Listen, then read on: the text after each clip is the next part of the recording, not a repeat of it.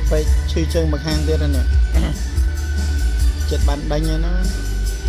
เจอนี่ห้ามันจังตึกละไงอย่างนี้ดังไงตามตนาตามนั่งไงกัดใส่เชิงในเจ้ามวย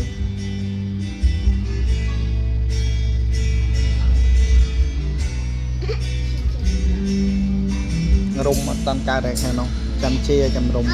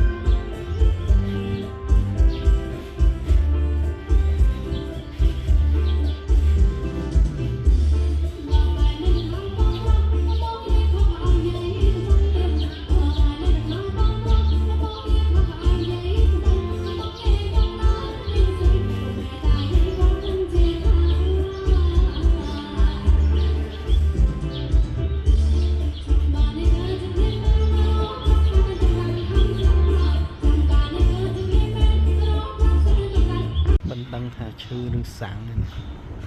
บัดในได้แต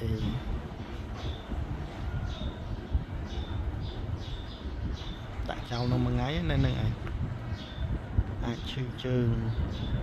แต่บัดในได้นั่นนึงวีกระบาล